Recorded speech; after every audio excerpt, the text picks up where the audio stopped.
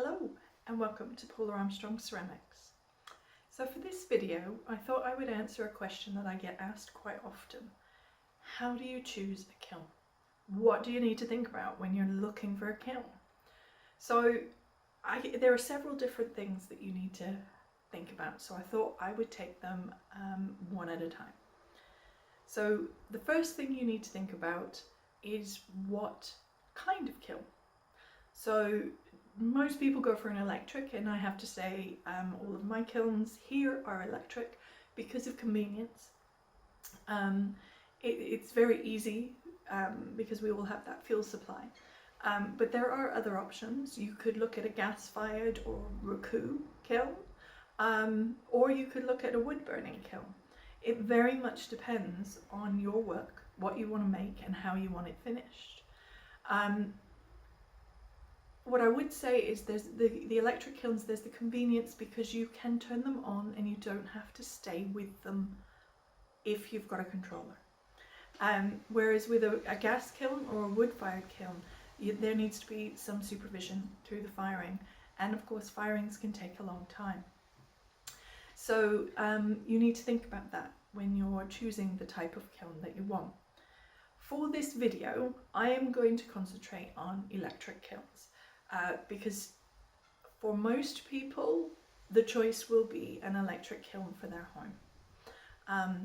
So that's where I'm going to go with this one. So for electric kilns, the big thing you need to think about is the power supply.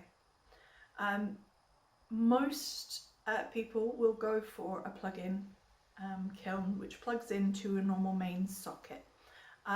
These are great. I have my little kiln.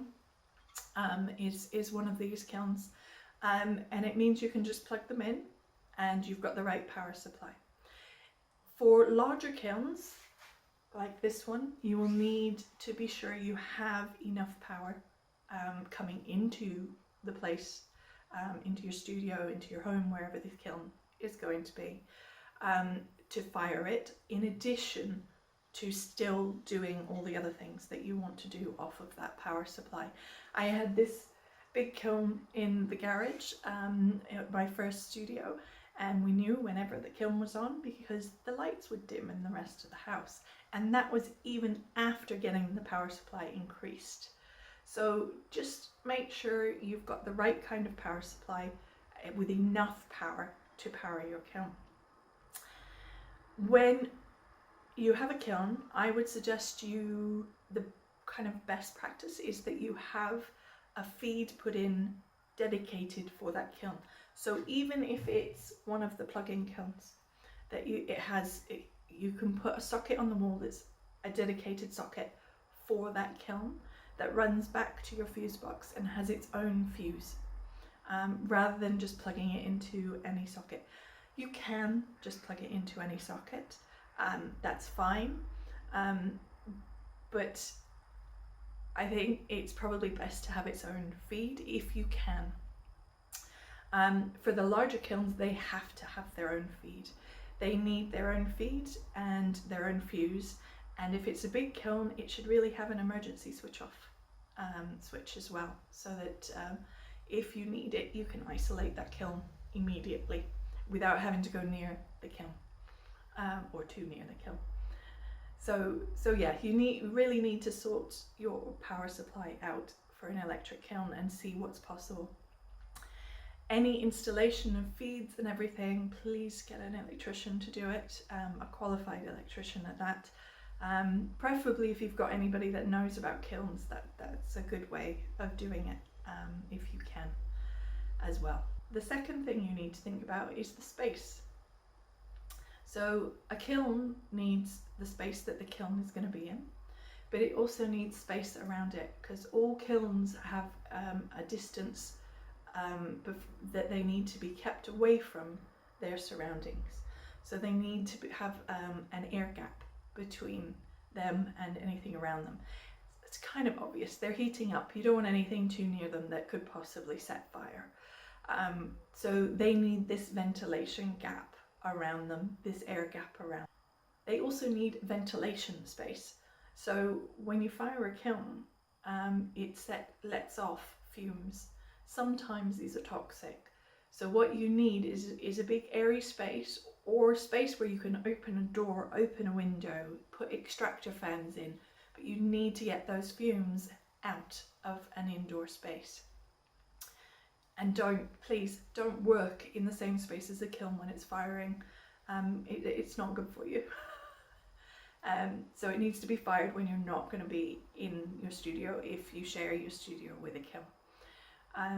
But you need kind of airspace, so high ceilings if possible is great. But like I say, as long as you can throw open a door or window and keep that open during the firing, that's good. I have extractor fans here, so that even when I'm not here and everything's closed up, I can get the fumes going out. So the other thing to think about with the space that a kiln is in, obviously kilns are heating up. The smaller the space is, the hotter that space is going to get. So if you've got a nice big airy space like a garage, something like that is great. Because again, you can just open the doors and let the ventilation through to help maintain the temperature as well, to keep it cool in that space. But have a think about that in terms of, there's no good putting a kiln in like a cupboard space. You need more room around it for it to not get too hot in that room. Something else to think about is the shape and the size of your kiln. So you can get front loading kilns, which is like my big one with the doors that open on the front like a cupboard. And you can get top loading kilns like my little one, which is where the lids open up like a trunk. They're both good. They both have different things they're good at and different things they're not so good at. When you're loading for a front loader, you basically have to bend a bit and put things on the shelf the way you would in a cupboard. When you're loading a top loader, you have to bend right over and bend right down. So you need to keep these things in mind. Personally, I find the top loader quite difficult when I'm making big pieces, because I have to get the big piece, my hands, down to the bottom of the kiln with the big piece in it, and my arms get in the way at the side of the kiln. So I find that much trickier in the top loader, whereas in the front loader I can get my hands in and go forwards. So I find that easy. My big one is better for bigger pieces. Well, it's a bigger kiln too, which helps. So yeah, I find front loaders are better in that sense, but the top loaders are great for round things, and they're good, easy enough to stack up in as well. So they have got their pros and cons for both shapes and sizes. The other thing is top loaders are generally round, and front loaders are generally square. So if you make a lot of round things, sometimes the square shape can be a bit of a pain for loading. So yeah, you need to have a think about the shape and the size of the kiln that you're after. The other thing is, of course, you can get kilns that, although they have the same internal dimensions in terms of they're both 40 litre or whatever litre kilns, you can get some that are wide and short and some that are tall and narrow. And again, you need to think about what's going to work best for your work, but not just now. What you can see your work turning into in the future as well.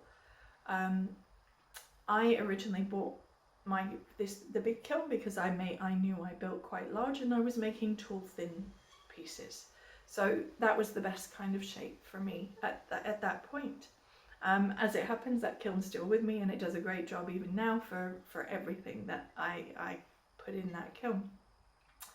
But I have two top loaders, one's short and wide and one's tall and narrow, and they suit different types of pieces. So you need to have a think about how the kiln is going to work when you're loading in your pieces. Think you're going to have to put everything in next to each other, but like a puzzle. So it's like, what's going to be the best shape for that puzzle to fit? Is it round? Is it square? Is it tall? Is it wide?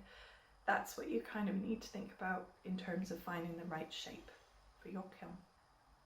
For the actual size of your kiln, you will probably find that whatever power supply you have might well limit the size of the kiln that you can have.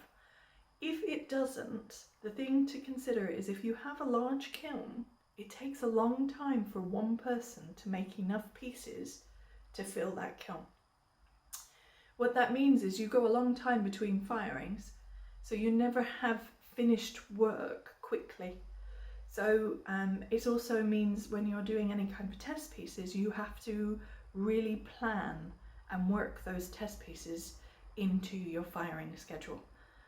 There's no really quick firings to test things out. So yes, although a big kiln is great, and actually doing fewer firings is not a bad thing, you do need to balance that with the fact that it's going to take a long time to fill it. I mentioned a controller back at the beginning, and I have to say, if I'm buying an electric kiln, I would suggest that you buy one with a controller, just for the convenience and the repeatability. The convenience is a big plus for a controller.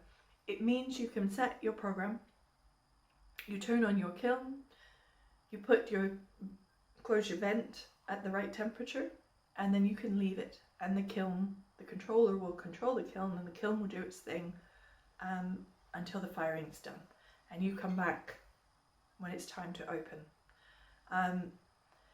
The other good thing with the controller is that you can repeat things.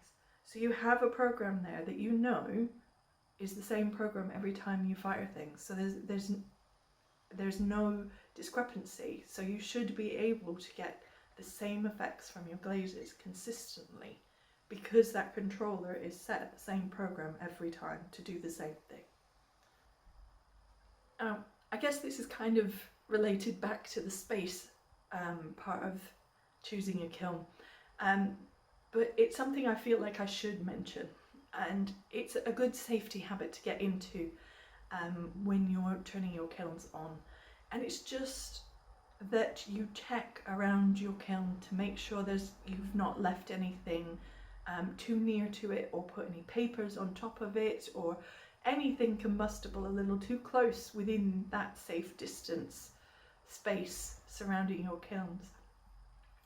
It's something I do every time I switch my kiln on. I've got in the habit over the years of doing this, and it's a good habit. I have heard of someone who accidentally left some papers on the top of their kiln, and they actually did catch fire.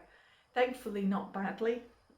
They just left a black mark, carbon mark, on top of their kiln. So that black mark is there now to remind them to always do the check before they turn their kiln on. So that's the main things that I think you need to think about when you're choosing a kiln.